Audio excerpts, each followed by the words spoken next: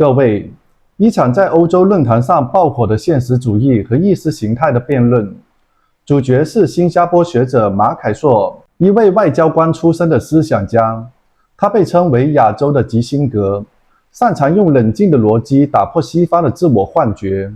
在这一次论坛上，波兰主持人质问他：中国的经济在放缓，房地产危机在蔓延，中美脱钩也正在发生，那中国还可能成为第一吗？而且中国支持俄罗斯的侵略，这违反了联合国的宪章。我们欧洲人该如何与中国合作呢？听起来正气凛然，但是马凯硕却淡淡一笑，然后开始了一场不带怒气，但是句句打脸的现实主义反击。在20年前，美国经济是中国的8倍，如今只剩1倍半，这不是奇迹，而是趋势。美国的战略焦虑不是因为中国威胁世界，而是威胁了它独占的地位。未来10年，美国将不惜一切阻止中国成为世界第一。通过贸易战、芯片战、金融脱钩，这些都是前奏。从意识形态包装的口号中，揭开了赤裸裸的地缘利益逻辑。然后他反问道：你们欧洲人说要谴责侵略，那为什么2003年美国入侵伊拉克的时候，欧盟没有去制裁美国呢？我在联合国待了10年，知道什么是合法战争。俄罗斯入侵乌克兰当然是违法，但是美国那一场战争呢，其实也是违法的。可是你们一句话都没有说，这就是地缘政治的真相，并不是道德来主导，而是利益去驱动。面对主持人的道德高地姿态，马凯硕抛出第2个炸弹：你们以为威胁来自东方，其实是在南方。非洲的人口在1950年只有欧洲的1半，如今是2.5倍，到了2100年将是10倍之多。那你们最大的危机并不在北京，而是在亚洲。一句话让全场的欧洲学者哑口无言。最后他谈到亚洲的态度，亚洲国家早已决定继续和中国融合，因为中国的增长故事还在继续。从汽车出口到科学论文，从外汇储备到务实治理，中国依然在稳步前进。他说：我敢打赌，5年后你再回来看一下是否我说的全对，因为萨克逊媒体肯定是错的。这一场辩论的高明之处不在于反驳的多锋利，而是在于他让欧洲人看到自己被意识形态困住的镜像。马凯硕的结语堪称经典：地缘政治是残酷的游戏，不由情绪来决定，而是现实决定一切。一句话把所谓的价值联盟的浪漫拉回了权力和利益的地面。让我们看一下视频。 In the year 2000, 2 years after the Asian financial crisis, in nominal market terms, the American economy, as you know, was 8 times the size of China. 8 times. Today, the American economy is only 1.5 times bigger. From 8 times to 1.5 times. See how much has changed in the last 20 years. And of course, that is resulted in all kinds of power shifts, right? And as a result of the power shifts, you've had this major US-China contest that is emerging. Now, as you all, I'm acutely aware that for all of you, Russia is a very important actor. The Ukraine war is a very important thing for you. But in the eyes of many in the rest of the world, that's not where the major global struggle is going to happen. The major global struggle over the next 10 years will be the contest between the world's #1 power, which today is the United States of America, and the world's #1 emerging power, which today is China. And I guarantee you that over the next 10 years, the US-China contest will accelerate, because there is a very strong consensus in Washington, D.C. that the United States has about 10 years to stop China from becoming #1, and so it is going to go all out to do that, and that's why the United States has launched a trade war against China. That is why United States has stopped supplying advanced chips to China. That is why the United States is curtailing American investment in China. So that will be the major struggle that will happen over the next 10 years. United States, but then at the same time, if you look at the economic side, where the growth markets are going to be, they're going to be in China. But not just in China. Because one of the other significant changes that has happened in the region is that there has been massive integration of the economies. And the trade within the region has exploded. Professor, thanks a lot for your speech. But to be honest, I have several questions. But to be honest, I'm not completely agree with you in a sense that. I would be very surprised if you agree. Yeah. Okay. So let me ask you several questions referring to what you have said.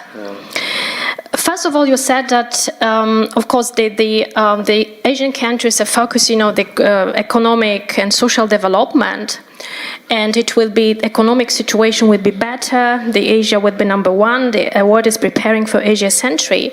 So my question is about this situation in China, the economic problems that China is facing right now. The good example is this real estate. So this is the question: how the impact of China's economic situation may have on China and on Asia, also in this rivalry between United States and China.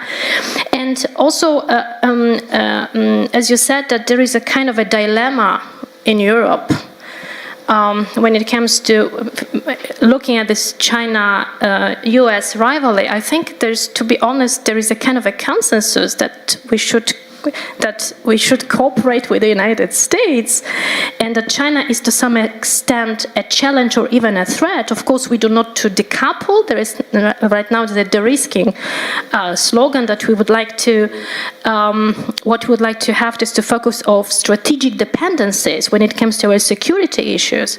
So I think in that sense there is no dilemma. And the last point, and also I would like to ask you, because of course for us right now the most important thing here in Europe is the war in Ukraine because of Russia's invasion. So how to deal with China, and also how to communicate with the Asian countries with China, because China, from our perspective, supports Russia. So if China supports the aggressor, and Russia is the biggest threat, how to cooperate with China and how to cooperate with the countries that do not have a very clear view when it comes to this invasion. I know that it's not a major topic in Asian countries, in ASEAN countries, but from my understanding, it's because it's aggression, it's a violation. UN Charter is a black and white situation that you could not be between.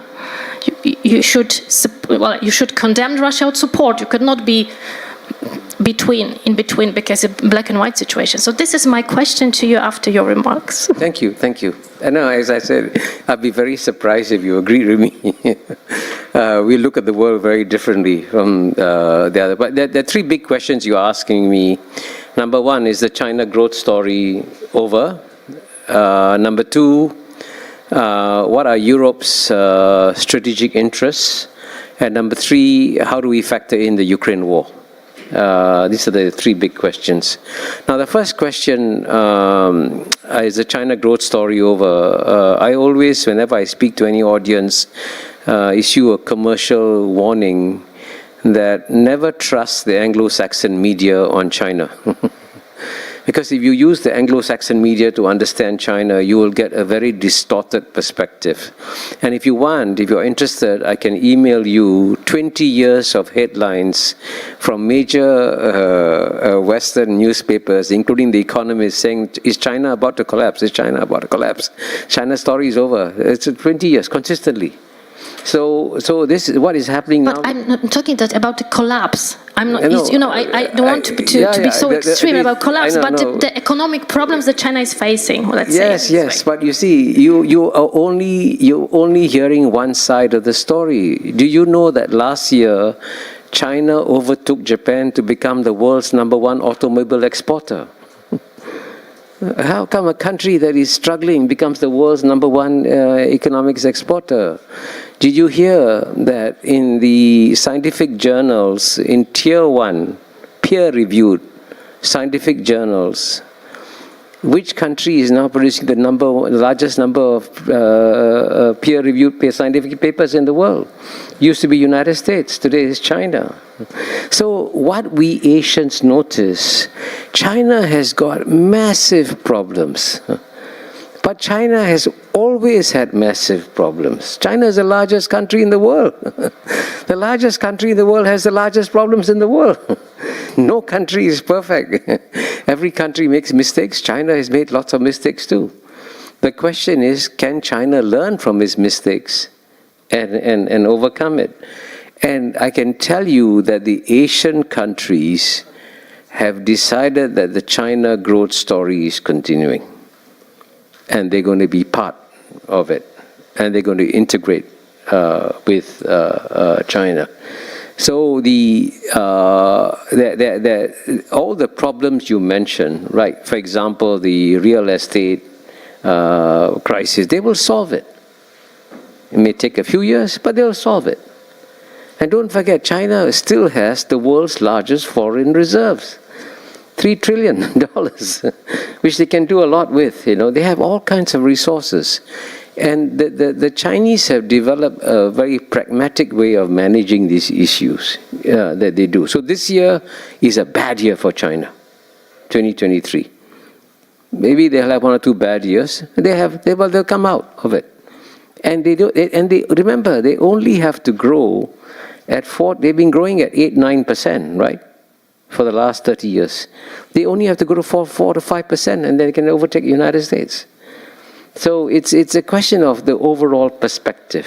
And anyway, I can assure you, if I come back here in 5 years' time, you will find that my predictions are right and the Anglo-Saxon media is wrong.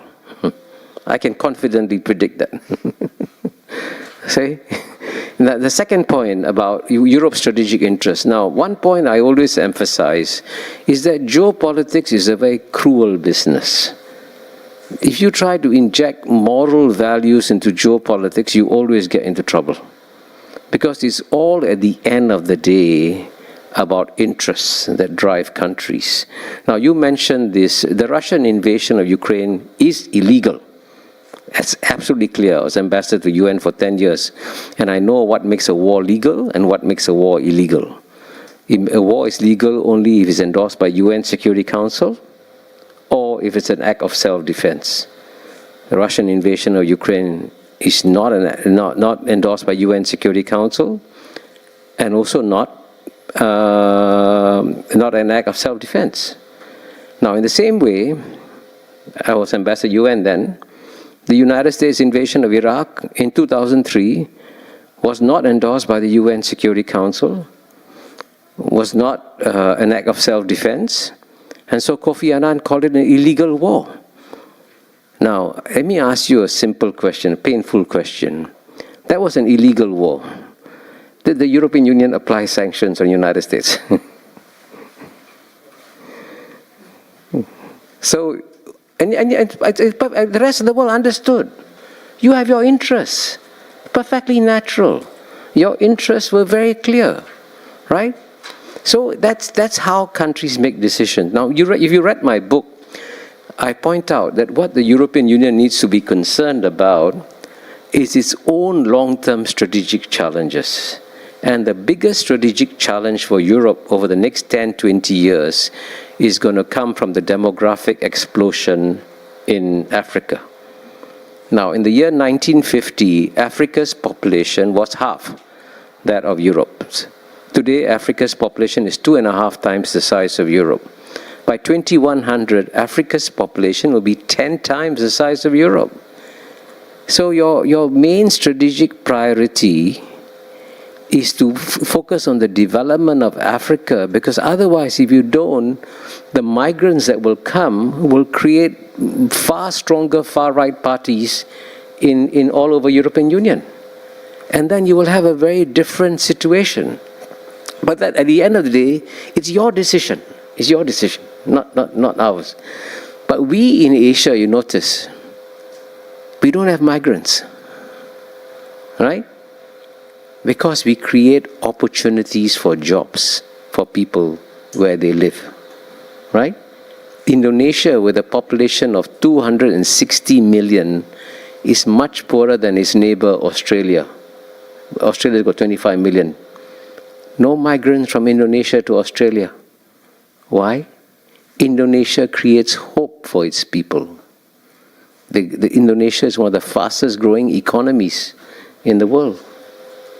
So we are focused on creating stability for ourselves for the next 10 to 20 years, and I would encourage Europe to also focus on your own interests. Where are your interests? And focus on them, because that's your decision. And whatever decision you make is your right decision. Now, third question on Ukraine, one quick point. Just a very simple question. What is the difference between the Chinese position on Ukraine and India's position on Ukraine? The same. Huh? The same. They're exactly the same. So to be frank, let me offer my personal perception. Yeah. I think that India is becoming like China, and I agree with you that India's position and China's position is the same, but it does not solve the problem. It's an additional problem that India, as a democratic country, has the same position on Russia's invasion. So this is the huge question for me also, how to deal with India, not only with China. But let me add, I predict over the next 10 years, the United States will court India ferociously. I predict that, despite its position on Ukraine. Well, the reason I say this, geopolitics is a very cruel game, Unfortunately, I wish it wasn't. I wish that my predictions that I made 30 years ago didn't come true. Unfortunately, they keep coming true.